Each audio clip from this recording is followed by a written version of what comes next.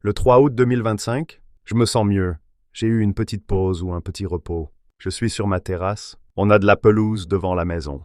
Il faut tondre. J'ai tondu 3 fois après avoir déménagé ici.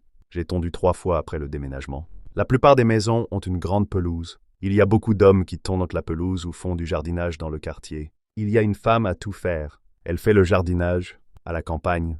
Ils savent comment s'occuper des plantes, connaître plus non, savoir plus verbe, comment, que, si, pourquoi. Ils font pousser beaucoup de légumes. Ils n'ont pas eu besoin de faire des courses pendant le confinement. Une fille au père. C'est rentable si tu payes beaucoup d'impôts.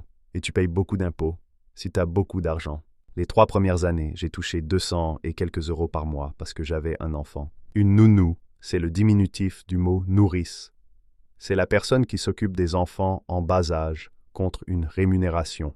La nounou travaille à son domicile. Je pense que la majorité des Français préfèrent les crèches. Ma tante est née en 1941, elle a 84 ans. Je dis souvent qu'on sous-estime la difficulté de la vie dans le passé. J'ai toujours peur des vieilles photos. La communauté n'est pas petite, mais si tu compares à d'autres grandes villes, c'est peu.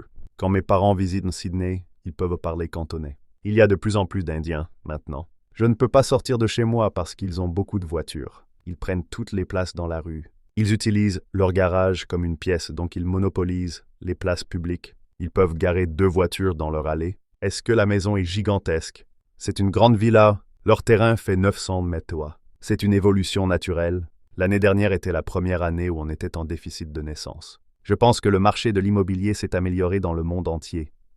Mais la crise immobilière continue en Chine. À Paris, tu peux acheter une chambre de bonne avec un salaire médian. C'est inhumain, selon le gouvernement. Les étudiants vivent dans un studio. 1100 euros de loyer par mois à Paris, c'est un studio confortable. Il y a des étudiants qui louent un appartement à plusieurs. Il y a des gens qui font de la colocation. Il y a des propriétaires qui font de la colocation illégalement. Ils divisent la chambre en 2 en faisant des travaux. Il y a des annonces où tu vois qu'ils ont mis des rideaux dans le salon et ils appellent ça une chambre.